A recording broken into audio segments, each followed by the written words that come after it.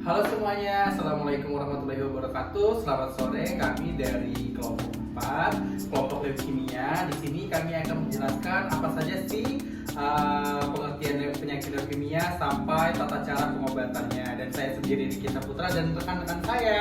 Saya Melani Sarah.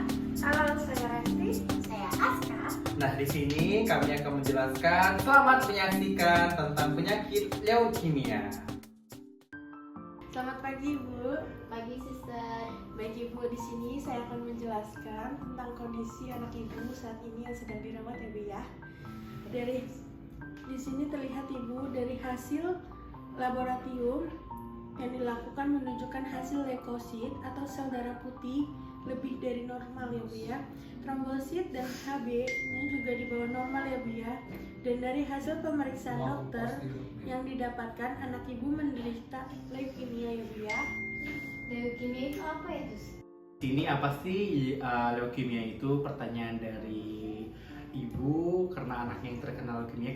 Leukemia itu sendiri adalah kondisi yang melibatkan produksi berlebihnya dari leukosit yang belum matang atau abnormal dan berakhir menekan produksi sel dalam darah normal dan mengakibatkan gejala yang berhubungan dengan stopenia. Leukemia sendiri ada dua, yaitu ada akut AML dan AMD. Nah, yang akut ini sendiri, limfoblast akut adalah kanker darah yang dari sumsum tulang belakang. Nah, di sini saya akan menjelaskan perbedaan tentang leukemia AML dan ALL. Leukemia ALL atau leukemia myeloid akut adalah kanker yang menyerang sel myeloid, yaitu sel yang menghasilkan beberapa jenis sel darah putih. Sedangkan ALL atau leukemia limfositik akut adalah kanker yang menyerang limfosit yang merupakan salah satu sel darah putih utama dalam respon imun. Di sini ada etiologi AML dan ALL. Penyebab dari AML dan ALL sendiri belum sepenuhnya dipahami. AML memiliki faktor risiko tertentu, termasuk paparan radiasi, paparan bahan kimia yang berbahaya seperti benzena, terapi radiasi sebelumnya, dan kelainan genetik tertentu. Faktor risiko ALL yang dapat meningkatkan kemungkinan terkena ALL termasuk riwayat keluarga, paparan radiasi, dan beberapa kelainan genetik, misalnya Down syndrome. Selanjutnya ada patofisiologi. Yang pertama yakni AML atau leukemia myeloid akut, merupakan jenis kanker darah yang terjadi karena produksi berlebihan dari jenis sel darah putih imatur tertentu yang juga dikenal sebagai myoblas di sumsum tulang. Myoblas berlebih ini menyebabkan kepadatan di sumsum tulang, menyisakan sedikit ruang untuk produksi sel darah sehat lainnya seperti sel darah merah dan trombosit. Kemudian di sini ada ALL atau leukemia limfoblastik akut, disebabkan serangkaian kelainan genetik yang didapat seperti keganasan hematologi langka pada limfosit B atau T yang ditandai dengan pertumbuhan limfoblast dan sel progenitor yang tidak normal dan tidak terkendali di sumsum tulang. Sebagai akibat dari proliferasi yang cepat, sel progenitor dan limfosit yang sehat secara bertahap digantikan di sumsum tulang. Dan pasien dengan ALL seringkali menunjukkan tanda dan gejala anemia, neutropenia, dan trombositopenia. Ada treatment ALL. ALL yang baru terdiagnosis umumnya terdiri dari 3 hingga 4 siklus blok kemoterapi. Kemoterapi yang tidak resisten silang selama 9 hingga 12 bulan pertama. Diikuti oleh kemoterapi pemeliharaan selama 2,5 hingga 3 tahun. Treatment AML. Untuk pasien yang sehat secara medis, kemoterapi, induksi dan konsolidasi dengan atau tanpa transplantasi sel induk hematopoietik allogenik. Kedua, untuk pasien yang lemah secara medis, terapi yang kurang intensif. Ketiga, untuk semua perawatan suportif. Dan di sini sendiri ada bagaimana kita melakukan manajemen hemodinamika atau tujuan untuk menstabilistaskan tanda-tanda vital pasien untuk mencegah komplikasi yang lebih serius selama perjalanan penyakit leukemia. Nah, di sini yang pertama itu ada tindakan untuk kita monitor tanda-tanda vitalnya, mulai dari tekanan darah, frekuensi nadinya, pernapasan, saturasi oksigen, dan bagaimana resusitasi cairan jika tekanan darah rendah atau menunjukkan tanda-tanda hipovolemia, berikan cairan intravena seperti normal salin atau NaCl. Dan juga bagaimana jika pasien ini dia terjadi demam ataupun infeksi, apa yang harus kita lakukan. Untuk pencegahannya itu bisa untuk perburukan kondisi akibat demam itu sendiri dan risiko infeksinya tinggi, maka pada pasien ini untuk imunitasnya untuk ditingkatkan, bisa diberikan dengan untuk pereda nyeri seperti paracetamol 500 mg ataupun 1000 mg secara intravena.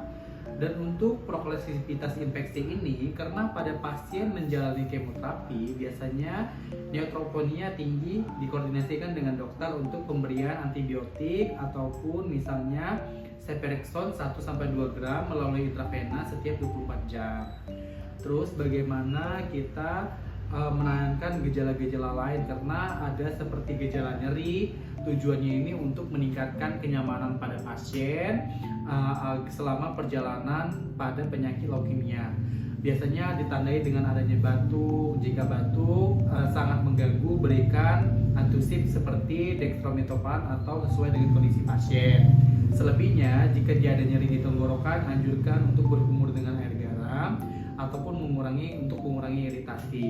Jika dia mengalami gatal, bisa diberikan seperti cetirizine sesuai dengan dosis yang telah ditetapkan oleh dokter. Dari yang kita lihat dari anaknya yang dirawat di ruang perawatan leukemia, ada dapat tertiga diagnosis keperawatan yang kita temui. Yang pertama itu ada ansietas yang berhubungan dengan penyakit tidak pastinya protagonis, dan yang kedua itu ada ketidaknyamanan atau berhubungan dengan gangguan pola tidur, sama risiko infeksi berhubungan imunosupresi.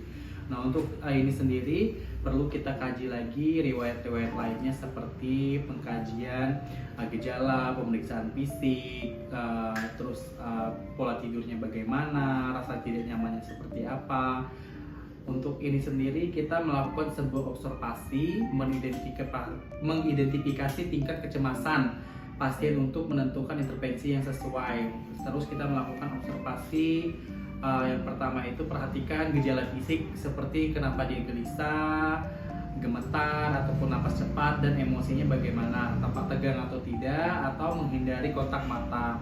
Terus monitor juga status psikologis pasiennya dengan menggunakan skala kecemasan seperti Hamilton Anxiety Scale untuk menilai tingkat kecemasan, dan pantau pola komunikasi pasien. Lakukan juga pantau efek lingkungan rumah sakit dan berikan terapeutik, berikan dukungan emosional, serta ajarkan teknik relaksasi.